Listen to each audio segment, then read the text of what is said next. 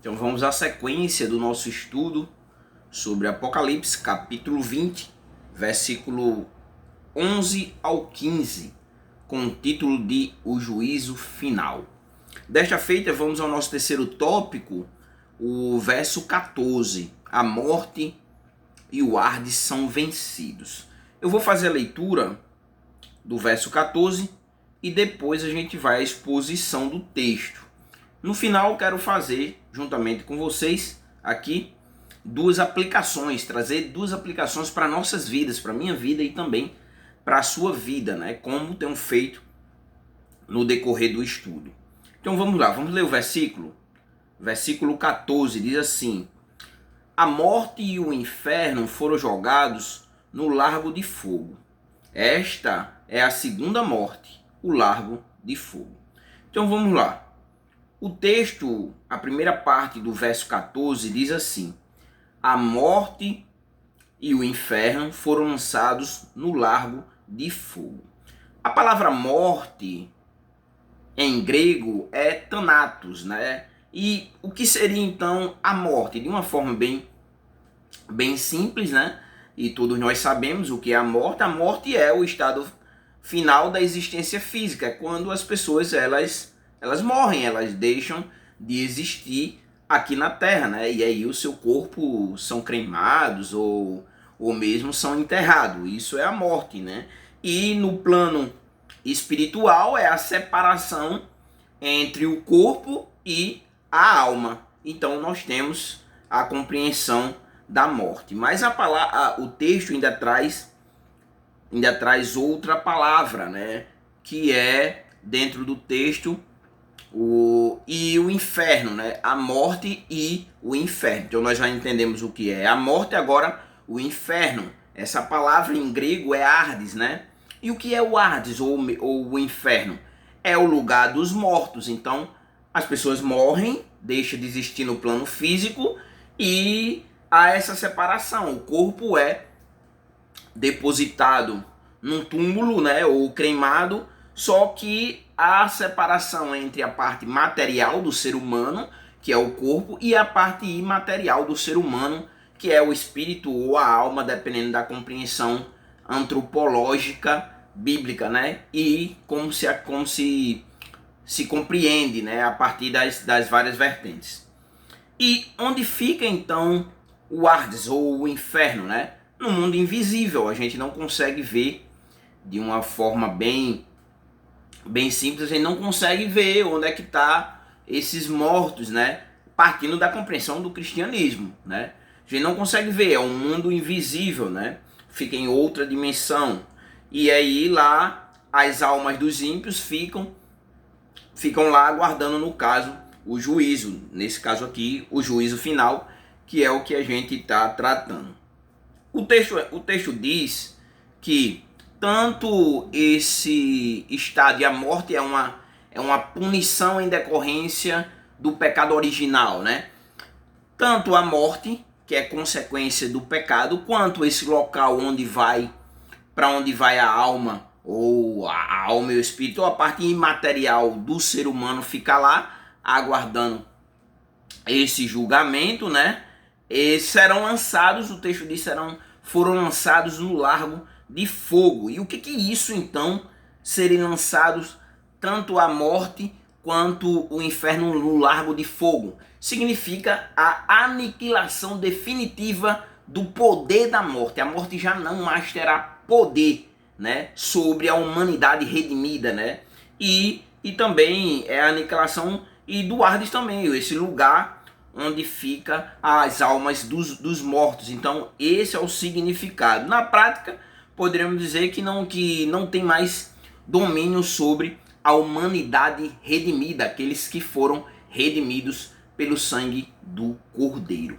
E aí o final do verso diz assim: esta é a segunda morte, o lago de fogo. Então, diante disso, a gente traz um entendimento, um aprofundamento. Se o texto está dizendo esta é a segunda morte, logo existe duas mortes, a primeira morte e a segunda morte, né? E aí vem a questão, o que é então a segunda morte, né? Essa segunda morte é a separação eterna de Deus. Então, o que é a segunda morte? É quando o ser humano será separado de Deus por toda a eternidade, né? É o destino final dos que não têm ali o seu nome inscrito no livro da vida. E aí nós podemos até entender um pouquinho, de uma forma bem didática, essas duas mortes. A primeira morte é a morte física, e nós temos essa compreensão, todos os seres humanos, depois de Adão e Eva, a partir de Adão e Eva, depois do pecado original, depois que Adão e Eva cometem ali o pecado, né, o pecado original ali que deu início à morte, todo ser humano tem essa compreensão, né? Não importam quem seja, vai morrer, né? Então essa é a primeira morte, é a morte física, né? Aplicada no caso a todos os seres humanos. A segunda morte, do qual o texto aqui está tratando, é a condenação eterna, né? O castigo final, né? O castigo final dos ímpios no lago de fogo, né? E essa morte, essa segunda morte é aplicada a todos os ímpios de todas as eras, né? Todos aqueles que não têm o seu nome escrito no livro da vida, não foram redimidos e tampouco foram salvos ainda, nesse caso em vida, através do reconhecimento e da vida que agradava a Deus, que agradou a Deus em vida e buscou uma vida de santificação, e após a vinda de Cristo aceitaram Jesus como o único e suficiente Salvador. Então isso é o que trata o texto, trata da morte e do inferno, a morte, o estado final da vida aqui na terra, a vida terrena, e para onde vai a parte imaterial, o inferno. Esses dois lugares, esses dois pontos serão lançados, né, tanto a morte quanto o inferno, no lago de fogo. E o texto diz que essa é a segunda morte, uma eternidade sem Deus, e diz que é o lago de fogo. Diante disso, podemos fazer então duas aplicações, né, para logo em seguida darmos continuidade ao nosso último tópico. E a primeira aplicação é: fique firme na esperança da eternidade. Fique firme, permaneça firme. Tá difícil, mas fique firme. Por quê?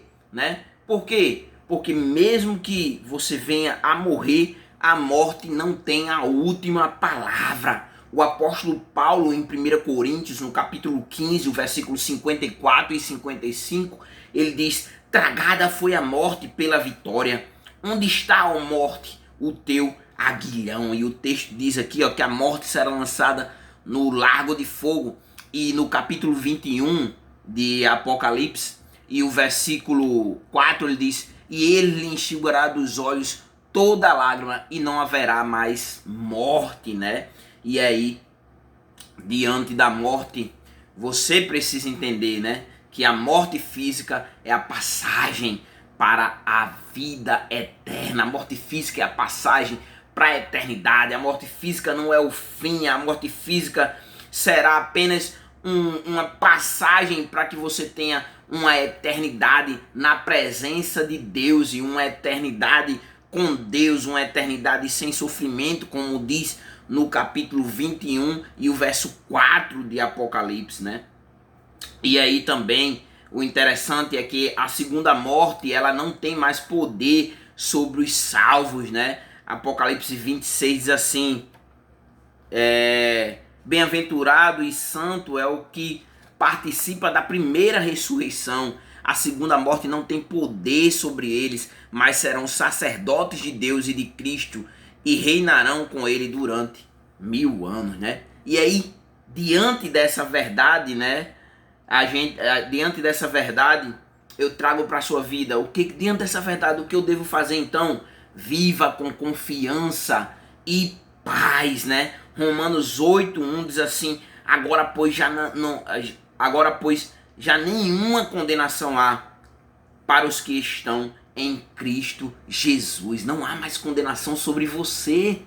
você já foi inocentado diante de Deus pelos seus próprios méritos? Não. Por quem? Por alguém que pagou a sua dívida. Quem pagou a minha dívida então? Jesus Cristo. Quando? Quando ele morreu na cruz do Calvário. Quando eu me apropriei então da minha inocência? Quando eu confessei Jesus como único e suficiente Salvador. Quando eu me converti, né? Quando eu mudei de direção, né? Quando eu nasci de novo, a sua dívida ela foi quitada, os seus pecados foram perdoados através de Jesus Cristo. Você está em Jesus Cristo, logo não existe mais nenhuma condenação sobre a sua vida, e diante disso você tem a certeza que a eternidade está garantida para você, porque você creu em Jesus Cristo.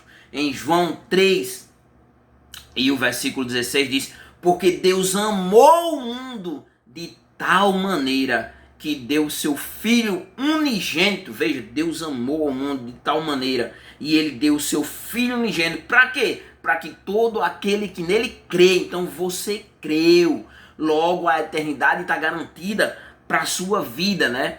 Você não vai perecer, é o que o texto diz. Não pereça, mas o quê? Mas tenha a vida eterna. Louvado seja o nome do Senhor. E aí nós temos uma segunda aplicação aqui diante desse texto, Apocalipse capítulo 20 e agora o verso 4, né, que nós estamos estudando. Já fizemos a exposição, nós temos uma outra aplicação. Se eu estou compreendendo aqui que o texto, até aqui nós já entendemos que existe um juízo final, né? Que haverá esse julgamento, que ter ou não o nome escrito no livro da vida fará toda a diferença, que tudo que as pessoas estão fazendo hoje está sendo registrado nos livros, né?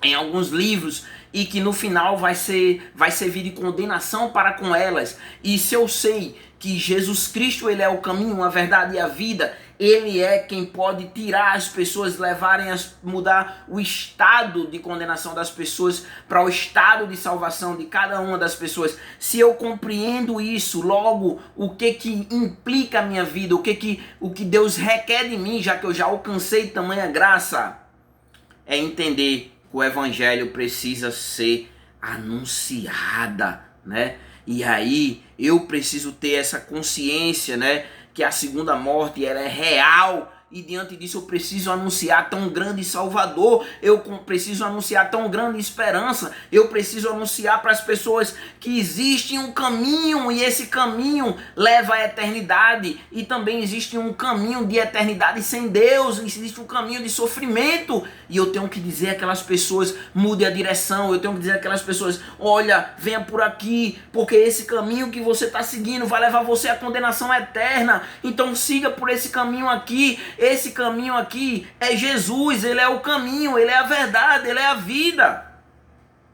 No Evangelho de João, no capítulo 3 e no versículo 36 diz: quem crê tem a vida eterna. Então eu preciso anunciar para que as pessoas creiam, porque elas acreditando em Jesus, elas têm a vida eterna. Mas se eu não anunciar, né? E essas pessoas, como o texto diz aqui, e o que todavia se mantém rebelde, se eu não anunciar, e essas pessoas permanecerem na rebeldia, na inimizade contra Deus, contra o Filho, eles não verão a vida. Então eu preciso anunciar, né?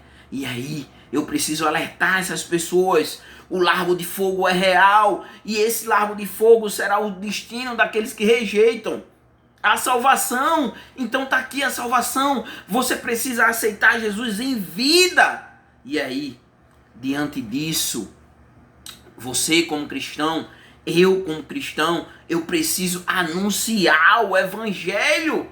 Lá em Marcos, no capítulo 16 e o versículo 15, diz assim o texto: ide por todo mundo, todos devem ouvir, né? E pregai, quer dizer, anunciai, proclamai. O evangelho, a boa notícia é que existe um Salvador. A boa notícia é que Deus, ele te chama para que você siga o caminho para a eternidade e não para a condenação eterna. Toda criatura precisa ouvir o evangelho de Jesus Cristo. E aí você diz, mas quando? Se o juízo está presente, se o juízo ele está próximo, quando então você deve anunciar, ser um arauto de Deus, proclamar as boas notícias? Quando? O apóstolo Paulo diz, para que nós finalizemos aqui essa parte do estudo, o apóstolo Paulo diz em 2 Timóteo capítulo 4, versículo 2, pregai a palavra, insta a tempo e fora de tempo.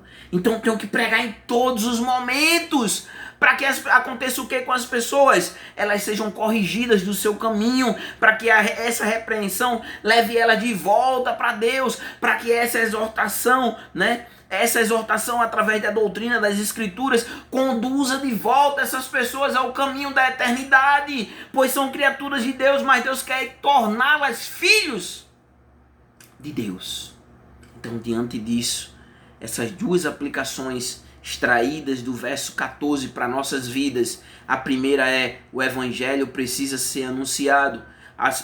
O evangelho precisa ser anunciado, E também fique firme na esperança da eternidade. Então, duas aplicações: fique firme na esperança da eternidade e o evangelho precisa ser anunciado, porque senão essas pessoas poderão ir para o inferno. E você que já é cristão, já aceitou Jesus como Salvador, ter consciência: eu vou permanecer firme, mesmo diante de todas as adversidades da vida, porque eu estou caminhando para a eternidade. Se você não é inscrito aqui, ou se você não é um seguidor, passa a seguir. Se você estiver vendo pelo o YouTube, se inscreve no canal, compartilha o vídeo, deixa o teu like, deixa o teu comentário.